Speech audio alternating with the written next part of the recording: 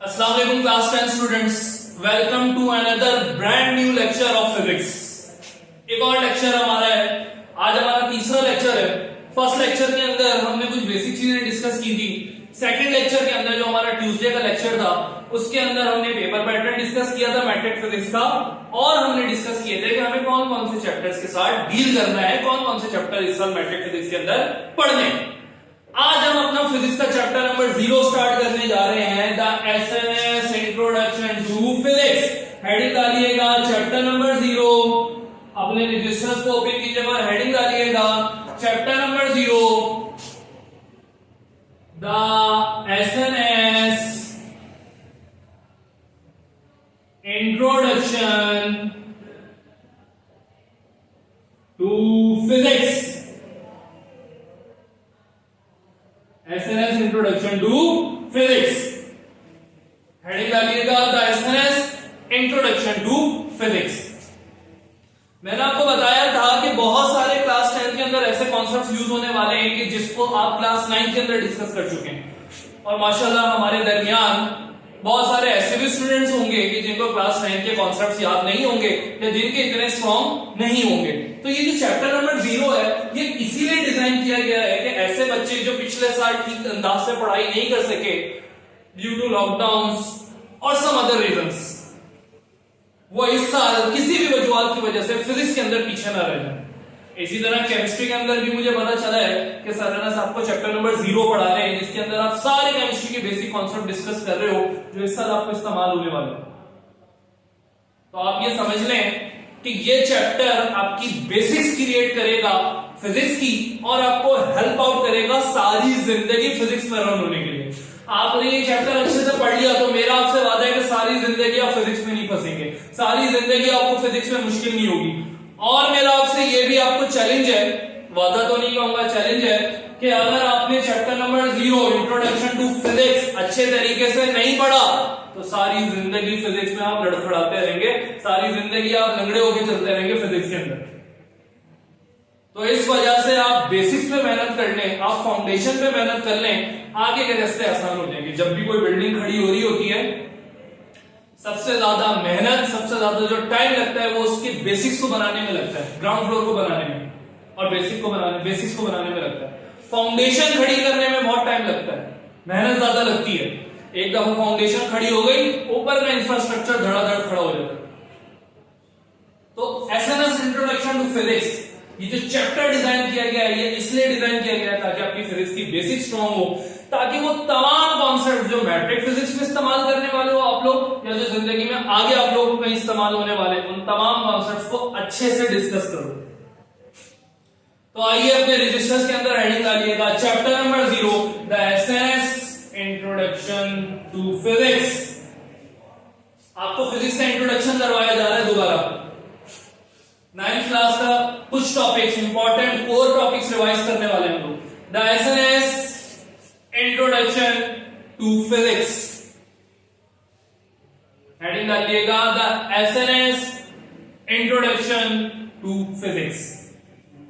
आइए आगे बढ़ते हैं। चैप्टर की हेडिंग डालने के बाद पहला टॉपिक लिखिएगा अपने रजिस्टर के अंदर फिजिक्स। फिजिक्स की डेफिनेशन से स्टार्ट करेंगे चैप्टर और फिर तेजी से आगे बढ़ेंगे।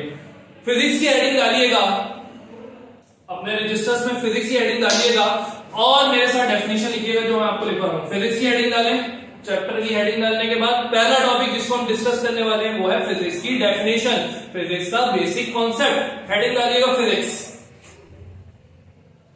और डेफिनेशन लिखिएगा physics is the branch of natural science. Physics is the branch of natural science that deals with the study of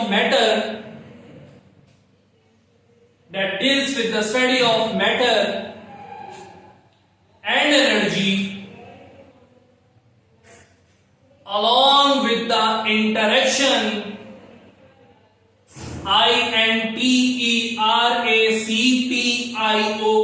interaction. Physics is the branch of natural science that deals with the study of matter and energy along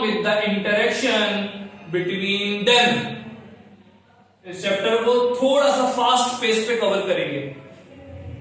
basics of physics को, introduction of physics को थोड़ा सा fast pace पे cover करेंगे, क्योंकि ये तमाम चीजें हम क्लास 9 के अंदर ऑलरेडी पढ़ चुके हैं। इधर हम सिर्फ रिवीजन कर रहे हैं चैप्टर नंबर 0 के अंदर। तो फिजिक्स की डेफिनेशन एक दफा रिपीट कर रहा हूं। Physics is the branch of natural science that deals with the study of matter and energy along with the interaction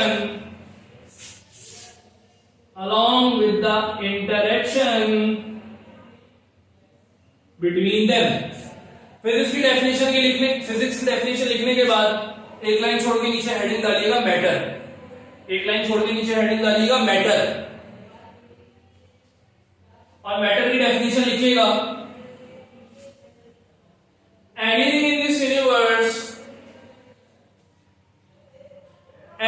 this universe which has some mass,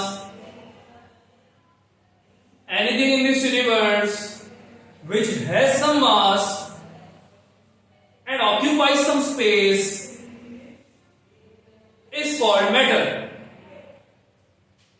Anything in this universe which has some mass and occupies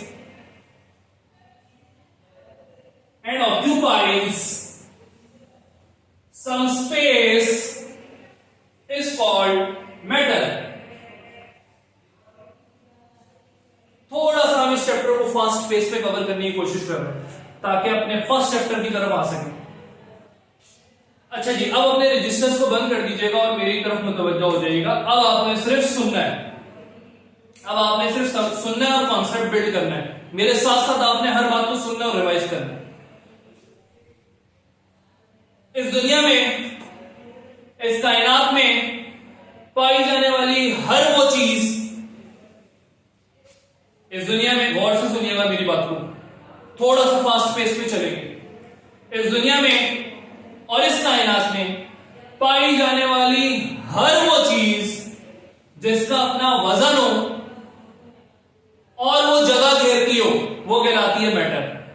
anything which has mass and occupies space, जो जगह घेरती है, is called matter.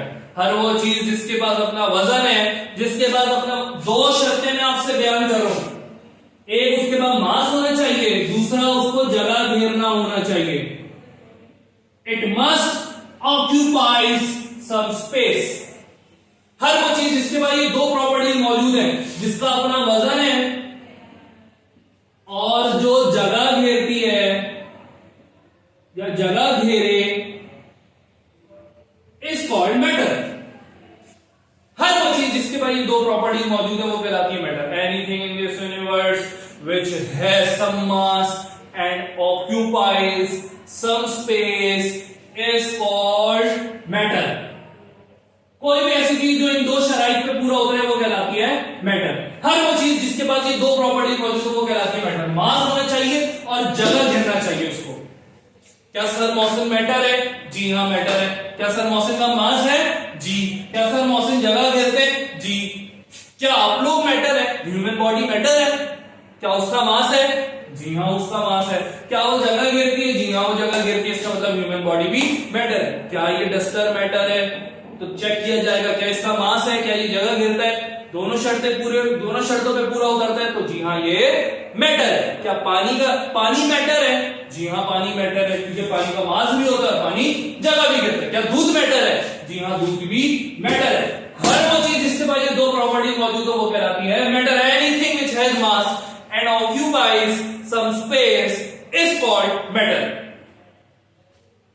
कोई भी चीज जिसके पास ये दो properties मौजूद हो वो कहलाएगी matter. Anything in this universe which has some mass and occupies some space is called matter. एक और बात यहां पे समझाता हूं, एक स्टेप आगे बढ़ने जा रहा हूं, मेरे साथ साथ रहिएगा। मैंने आपसे कहा था हम थोड़ा सा फास्ट पेस पे चलेंगे, मेरे साथ रहिएगा। साथ साथ कॉन्सेप्ट सुनते जाइएगा, समझते जाइएगा और रिवाइज करती जाइएगा। बेशक चाहे तो वीडियो को पॉज कर करके अपनी रिवीजन करते रहें, कोई टेंशन वाली बात नहीं है। एक स्टेप आगे बढ़ रहा हूं, मैं आपसे कहता हूं कि कोई भी चीज जिसके पास अपना मास है, जिसके पास जो जगह घेरती है वो कहलाती है मैटर। कोई भी चीज कितनी जगह घेरती है, गौर से सुनिएगा मेरी बात को, कोई भी चीज कितनी जगह घेरती है कोई भी चीज कितनी जगह घेरती है, कोई भी चीज कितनी जगह घेरती है वो कहलाता है उसका वॉल्यूम। कोई भी चीज कितनी जगह घेरती है वो कहलाती है उसका वॉल्यूम। सर मौसम ने जितनी जगह घेरी है वो कहलाएगा सर मौसम का वॉल्यूम। एक एरोप्लेन ने जितनी जगह घेरी है वो कहलाएगा उस एरोप्लेन का वॉल्यूम। इस डस्टर ने जितनी जगह घेरी है वो कहलाएगा इस डस्टर का वॉल्यूम। आप लोगों ने जितनी जगह घेरी है वो कहलाएगा आप लोगों का वॉल्यूम। इस बोर्ड मार्कर ने जितनी जगह घेरी है वो कहलाएगा इस बोर्ड मार्कर का वॉल्यूम। कोई भी चीज कितनी जगह घेरती है वो कहलाता है उसका volume. The space occupied, occupy का मतलब होता है घेरना, ऑक्यूपाई का मतलब, अरे भाई बच्चों की तरह पढ़ाना पड़ेगा भाई। ऑक्यूपाई का मतलब होता है घेरना। ऑक्यूपाइज और ऑक्यूपाइड ये इसी की फॉर्म है। The space occupied by an object is called volume. कोई भी ऑब्जेक्ट कितनी जगह घेरता है वो कहलाता है उसका वॉल्यूम। अब आप जरा कंपेयर करें कि सर मौसम का वॉल्यूम ज्यादा है या आपके घर में मौजूद फ्रिज का वॉल्यूम ज्यादा है। सोचें कैसे पता चलेगा। हम देखेंगे कि किस ऑब्जेक्ट ने ज्यादा जगह घेरी है। जिस ऑब्जेक्ट ने ज्यादा जगह घेरी है, जिस बॉडी ने ज्यादा जगह घेरी है, ऑब्वियसली उसका वॉल्यूम ज्यादा है। तो फ्रिज का, आपके घर में मौजूद फ्रिज का वॉल्यूम ज्यादा है, सर मौसम का वॉल्यूम कम है। सर मौसम का वॉल्यूम ज्यादा है, इस बोर्ड मार्कर का वॉल्यूम ज्यादा है, इस बोर्ड मार्कर ने कम जगह घेरी है तो इसका वॉल्यूम कम है, सर मौसम का वॉल्यूम ज्यादा है। तो कोई भी चीज कितनी जगह घेरती है वो कहलाती है उसका वॉल्यूम। मैंने आपसे कहा कि हर वो चीज जिसके पास अपना मास और जिसके पास अपना वॉल्यूम है वो कहलाता है मैटर। मैंने आपको बताया था कि हर वो चीज जिसके पास अपना मास है और जो जगह घेरती है, मतलब जो वॉल्यूम रखती है, वो कहलाता है मैटर। तो मैटर होने के लिए दो चीजें होनी चाहिए, मास भी होना चाहिए और वॉल्यूम भी होना चाहिए। Everything which has some mass and volume is called matter. इस तरीके से भी डिफाइन किया जा सकता है। चाहे तो ये डेफिनेशंस अपने रजिस्टर्स में लिख लीजिएगा लेक्चर के बाद। Anything in this universe which has some mass and volume is called matter. Matter होने के लिए दो शराइत में होना जरूरी है, मास होना जरूरी है और वॉल्यूम होना जरूरी है। अगर किसी चीज के पास ये दो चीजें हैं तो वो मैटर है। अगर किसी चीज के पास अगर ये दो प्रॉपर्टी मौजूद नहीं है, मास और वॉल्यूम नहीं है, इसका मतलब वो मैटर नहीं है या नहीं हो सकता।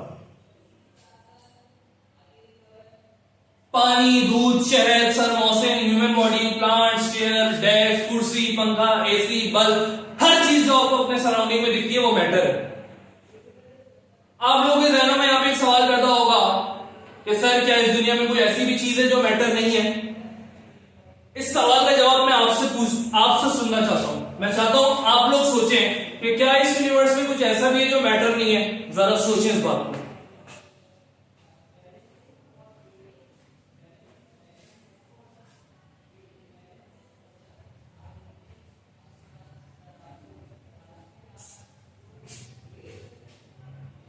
मुझे उम्मीद है आप लोगों ने सोचा होगा। कुछ बच्चे ऐसे आएंगे जिनकी नाइन्थ स्ट्रांग होगी, जिनकी नाइन्थ की बेसिक स्ट्रांग होगी, वो पहुंच गए होंगे इस बात तक, और जो नहीं पहुंचे उनको मैं बताता हूं, उनको मैं लेके चलता हूं। सवाल ये था कि क्या इस दुनिया में कोई ऐसी भी चीज है जो मैटर नहीं है? तो जी हां, इस दुनिया में कुछ ऐसी भी चीजें हैं जो मैटर नहीं है। फॉर एग्जाम्पल, इस कमरे में मौजूद लाइट मैटर नहीं है, लाइट मैटर नहीं है। सवाल यह था कि इस दुनिया में, क्या इस यूनिवर्स में कुछ ऐसी भी चीजें हैं जो मैटर नहीं है? कुछ बच्चों ने उसका जवाब दे दिया था, कुछ बच्चों को जवाब नहीं पता था, उनके लिए मैं बता रहा हूं कि हाँ जी, कुछ चीजें ऐसी भी हैं जो मैटर नहीं है, जो मैटर की डेफिनेशन के अंदर नहीं आती, जिनके पास मास नहीं होता, जिनके पास वॉल्यूम नहीं होता। लाइट मैटर नहीं है, मेरी साउंड मैटर नहीं है, साउंड भी मैटर नहीं है, heat energy matter, heat matter नहीं है। इसके अलावा भी बहुत कुछ चीजें ऐसी हैं, बहुत सारी चीजें ऐसी हैं जो मैटर की डेफिनेशन में नहीं आती। मैंने आपको कुछ एग्जांपल्स दी। लाइट मैटर नहीं है, लाइट का ना मास होता है ना वॉल्यूम होता है। साउंड का ना मास होता है ना वॉल्यूम होता है। हीट का ना मास होता है ना वॉल्यूम होता है। लाइट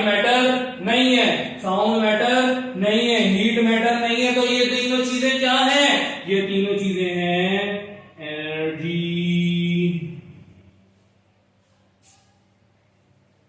हर वो चीज जो मैटर नहीं है वो कहलाती है एनर्जी। हर वो चीज जो मैटर की डेफिनेशन में इंक्लूड नहीं है वो क्या है? एनर्जी। हर वो चीज जिसका मास नहीं है, जिसका वॉल्यूम नहीं है, वो क्या है? एनर्जी। हर वो चीज जो नॉन मैटर है वो क्या है? एनर्जी। एक स्टेप और आगे बढ़ रहे हैं। मैंने आपसे कहा था कि हमारी पेस थोड़ी सी फास्ट होगी, थोड़ा सा तेजी से आगे बढ़ेंगे क्योंकि हमें चैप्टर नंबर 0 को थोड़ा सा फास्ट पेस पे कवर करना है। और ये चैप्टर सिर्फ इस वजह से ताकि हमारी 9 की बेसिक्स रिवाइज हो सके। एक स्टेप और आगे बढ़ रहे हैं और सोचते हैं मैटर और एनर्जी का रिलेशन डिस्कस करते हैं। मैंने आपको कहा कि एक चीज है मैटर जिसके पास मास और वॉल्यूम है, जिसके पास ये दोनों चीजें नहीं है वो है एनर्जी। एक सवाल यहां पे एक और पैदा होता है कि सर क्या कोई तीसरी चीज इस यूनिवर्स में मौजूद है? क्या कोई ऐसी भी चीज है जो मैटर और एनर्जी के अलावा एग्जिस्ट करती है? इस सवाल का जवाब भी मैं आप लोगों से पूछना चाहता हूं, आप लोगों से सुनना चाहता हूं। मैं चाहता हूं आप लोग सोचें और चाहे तो अपने घर में किसी से डिस्कस कर सकते हैं, चाहे तो इंटरनेट में सर्च कर सकते हैं, लेकिन सोचें कि क्या मैटर और एनर्जी के अलावा भी इस यूनिवर्स में कोई चीज एग्जिस्ट करती है? जरा सोचिए इस पॉइंट पर।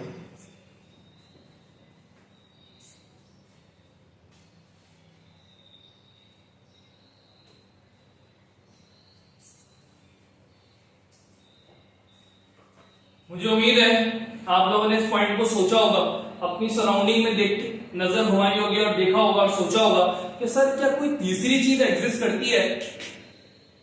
तो आप लोगों में से मेजॉरिटी को, बल्कि मेजॉरिटी क्या सबको जवाब इसका मिला होगा कि नहीं, कोई तीसरी चीज इस यूनिवर्स में एग्जिस्ट नहीं करती। तो यूनिवर्स में सिर्फ दो चीजें एग्जिस्ट करती हैं। पहले नंबर पे है मैटर, दूसरे नंबर पे है एनर्जी। मैटर और एनर्जी के कॉम्बिनेशन से ये यूनिवर्स बना है। तीसरी कोई चीज इस यूनिवर्स में एग्जिस्ट नहीं करती। जो भी मिलेगा या तो वो मैटर होगा या तो वो एनर्जी होगा। अगर आप एक्सपेरिमेंट करना चाहते हैं तो अपनी सराउंडिंग में नजर घुमा के देख लीजिए, आपको मैटर और एनर्जी के अलावा कोई तीसरी चीज दिखाई देने वाली नहीं मिलेगी। मैटर और एनर्जी से मिलकर ये दुनिया बनी है। मैटर और एनर्जी के ताल्लुक से, उनके रिलेशनशिप से ही ये दुनिया चल रही है। और से सुनिएगा, मैंने आपको बड़ा इंपॉर्टेंट पॉइंट बता दिया, दोबारा रिपीट करता हूं। मैटर और एनर्जी से मिलकर ये दुनिया बनी है। मैटर और एनर्जी के रिलेशनशिप से ही ये दुनिया रन हो रही है। मैटर और एनर्जी से मिलकर ये दुनिया बनी है और मैटर और एनर्जी के रिलेशनशिप से ही ये दुनिया रन होती है। इस दुनिया का सिस्टम, इस यूनिवर्स का सिस्टम ही मैटर और एनर्जी के कॉम्बिनेशन से रन हो रहा है। फॉर एग्जाम्पल, मैं आपको एक सिंपल सी एग्जाम्पल देता हूं। सर मॉसन की बॉडी, क्या इसका मास है? जी सर इसका मास है। क्या इसका अपना वॉल्यूम है? जी सर इसका वॉल्यूम है। तो सर मॉसन की बॉडी जो है वो मैटर है। लेकिन सर मॉसन की बॉडी के अंदर एक चीज है जो सर मॉसन की बॉडी को ड्राइव कर रही है, जो बॉडीज को, ह्यूमन बॉडी को ड्राइव कर रही है, और वो है, इधर लिख देना भाई, रूह। अब क्या रूह मैटर है? रूह का मास होता है? नहीं जी, मास नहीं होता। क्या रूह का कोई वॉल्यूम होता है? नहीं सर, रूह का तो कोई वॉल्यूम नहीं होता। तो इसका मतलब रूह क्या है? रूह is the form of energy. रूह is the form of energy. Human body is the matter, रूह is the form of energy. अरे स्प्रेड जिसको बोलते हैं इंग्लिश में, रूह एनर्जी, ह्यूमन बॉडी मैटर है। अब आप जरा सोचिएगा, मैंने आपसे एक जुमला कहा था कि मैटर और एनर्जी, इधर जरा मैं एक चार्ट भी बनाऊं छोटा सा आप लोगों की आसानी के लिए। ह्यूमन बॉडी की एग्जांपल लिए हमने, तो इसी का चार्ट बनाता हूं मैं आपके साथ। ह्यूमन बॉडी है और रूह है। अरे स्प्रेड भी लिख सकते हो यार, यानी कि मैटर है और एनर्जी है। मैंने आपसे कहा कि मैटर और एनर्जी से मिलकर दुनिया बनी है और इन्हीं के रिलेशनशिप से दुनिया रन हो रही है। अब आप सोचें, अगर ह्यूमन बॉडी और रूह को अलग अलग कर दिया जाए, बॉडी के अंदर से रूह निकाल दी जाए, तो क्या रूह अकेली इस यूनिवर्स में किसी काम की? नहीं, रूह इस यूनिवर्स में अकेली किसी काम की नहीं है। क्या बॉडी अकेली किसी काम की? तो नहीं जी, बॉडी भी किसी काम की नहीं है। यानी कि मैटर इस यूनिवर्स में अकेला किसी काम का नहीं है। एनर्जी इस यूनिवर्स में अकेली किसी काम की नहीं है। यूनिवर्स मैटर और एनर्जी से मिलके तो बनी है, लेकिन रन जो होती है वो भी मैटर और एनर्जी के रिलेशनशिप से रन हो रही है। अगर आप इस यूनिवर्स के अंदर से मैटर और एनर्जी का रिलेशनशिप खत्म कर दो, बेसिक एग्जांपल है, अगर आप इस यूनिवर्स से मैटर का और एनर्जी का रिलेशनशिप खत्म कर दो, रिलेशन तोड़ दो, तो मैटर अकेला डेड हो जाएगा, एनर्जी अकेली डेड हो जाएगी। डेड होने का मतलब किसी काम की नहीं रहने वाली। अगर आपने इस यूनिवर्स में रन होना है, अगर आपने इस यूनिवर्स में रन करना है, तो आपको मैटर भी चाहिए और मैटर के साथ साथ एनर्जी भी चाहिए। एक और छोटी सी एग्जांपल आपको दे देता हूं, समझ आए तो उसको पिक कर लीजिएगा, नहीं समझ आए तो छोड़ दीजिएगा या लाइव क्लासेस के अंदर, फिजिकल क्लासेस के अंदर पूछ लीजिएगा। अगर आपके घर में फ्रिज मौजूद हो, क्या फ्रिज मैटर है? क्या उसका मास है? जी सर उसका मास है। क्या उसका वॉल्यूम है? जी सर उसका वॉल्यूम है। तो फ्रिज इज मैटर। आपके घर का जो रेफ्रिजरेटर है वो मैटर है, लेकिन आपके घर में पीछे से इलेक्ट्रिकल एनर्जी नहीं आती, आपके घर में इलेक्ट्रिकल एनर्जी नहीं आती, आपके घर में बिजली नहीं आ रही, तो क्या आपका फ्रिज रन होगा? इम्पॉसिबल है कि आपका फ्रिज रन हो। तो मैटर को रन करने के लिए आपको एनर्जी की फोर्स चाहिए। एनर्जी निकाल दो तो मैटर रन नहीं हो सकता। Universe is the combination of matter and energy. Matter और एनर्जी की कॉम्बिनेशन से यूनिवर्स चलती है। मैटर क्या है? Anything in this universe which has some mass and occupies some space is called matter, और anything in this universe which has mass and volume is called matter. क्या इस universe में ऐसी भी चीज है जो कोई मैटर नहीं है? जी सर, लाइट मैटर नहीं है, साउंड मैटर नहीं है, हीट मैटर नहीं है, तो ये सब क्या है? ये एनर्जी है। क्या यूनिवर्स में मैटर और एनर्जी के अलावा भी कुछ एग्जिस्ट करता है? तो नहीं सर, यूनिवर्स में मैटर और एनर्जी के अलावा कोई चीज एग्जिस्ट नहीं करता। सर, यूनिवर्स मैटर और एनर्जी से मिलके बनी है और मैटर और एनर्जी के रिलेशनशिप से ही रन हो रही है, इनके इंटरेक्शन से, इनके ताल्लुक से ही रन हो रही है। आइए चलते हैं फिजिक्स की तरफ। अगर आपको लगे कि लेक्चर थोड़ा कॉन्सेप्चुअली ज्यादा हो गया है, तो आप इस वीडियो को पॉज कर करके भी देख सकते हैं। आप ऑनलाइन क्लासेस के अंदर, फिजिकल क्लासेस के अंदर तो है नहीं, तो कोई टेंशन की बात इसमें नहीं है। मैंने आपको पहले कह दिया था कि हमारी पेस थोड़ी सी तेज होगी इस बार। इस चैप्टर को पढ़ते हुए थोड़ी सी तेज पेस पे हम चलेंगे। जब चैप्टर नंबर 1 स्टार्ट करेंगे मैट्रिक फिजिक्स का, तो हम ग्रेजुअली आगे बढ़ेंगे, लेकिन चूंकि ये रिवीजन है तो हम थोड़ा तेजी से आगे बढ़ सकते हैं। आइए चलते हैं फिजिक्स की डेफिनेशन पे। Physics is the branch of natural science. एक बात तो क्लियर है कि फिजिक्स साइंस की ब्रांच है, फिजिक्स साइंस की ब्रांच है, ये बात तो हम सबको क्लियर है। That deals with the study of matter. Physics के अंदर आप मैटर की स्टडी करते हो एंड एनर्जी, और एनर्जी को स्टडी करते हो। बात क्लियर है।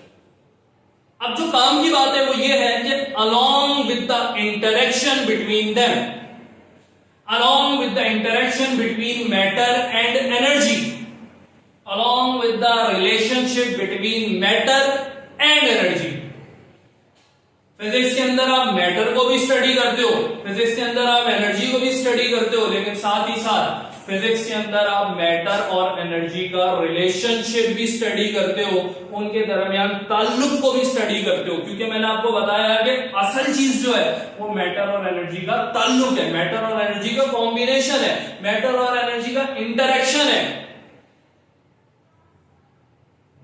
तो अगर मैटर और एनर्जी का इंटरेक्शन निकाल दो तो मैटर और एनर्जी की स्टडी किसी काम की नहीं है, कोई लॉजिक नहीं बनाती। यूनिवर्स अकेली मैटर से नहीं चल सकती, यूनिवर्स अकेली एनर्जी से नहीं चल सकती। Universe is running with the combination of matter and energy. तो फिजिक्स साइंस की वो ब्रांच है जो आपको मैटर की भी स्टडी करवाती है, जो आपको एनर्जी की भी स्टडी करवाती है, और जो आपको मैटर और एनर्जी के दरमियान रिलेशनशिप को भी स्टडी करवाती है। और मैंने आपको 2 एग्जांपल्स देके बताया भी है कि मैटर और एनर्जी का रिलेशनशिप स्टडी करना क्यों जरूरी है, क्योंकि मैटर अकेला रन नहीं हो सकता, एनर्जी अकेली रन नहीं हो सकती। मैटर और एनर्जी को कॉम्बिनेशन बना दो, उनका इंटरेक्शन बना दो, उनका रिलेशनशिप स्टैब्लिश कर दो, तो जाके काम की चीज बनती है। The best example is the human body and it's रूह और बॉडी के कॉम्बिनेशन से ह्यूमन रन हो रहा है। इलेक्ट्रिकल एनर्जी और मैटर के कॉम्बिनेशन से आपका रेफ्रिजरेटर बना है, आपका फ्रिज बना है। तो ये आज की क्लास के लेक्चर के लिए इनफ है। कल यहां से आगे बढ़ेंगे, आगे फर्दर कॉन्सेप्ट डिस्कस करेंगे, quantities, fundamental quantities, drive quantities, ये हमारे कमिंग लेक्चर्स के टॉपिक हैं। यहां तक अगर आपको कोई कंफ्यूजन है तो जरा इस लेक्चर को रिवाइंड करके सुनिएगा, वैसे तो आपको कंफ्यूजन होनी नहीं चाहिए। और जो पॉइंट्स आपको बताए गए हैं उसको अपने रजिस्टर में नोट डाउन कीजिएगा, मतलब जो डेफिनेशंस आपको लिखाई गई हैं वो आपके रजिस्टर्स में मौजूद होने चाहिए। और डेफिनेशंस के साथ साथ आपके दिमागों में, आपके ब्रेन्स में कॉन्सेप्ट भी स्टोर होना चाहिए। कॉन्सेप्चुअली भी आप स्ट्रांग होनी चाहिए, कॉन्सेप्चुअली भी साउंड होने चाहिए। आज के लेक्चर को यहां पे रोकते हैं, मिलते हैं अगले लेक्चर के अंदर। Thank you, Allah Hafiz.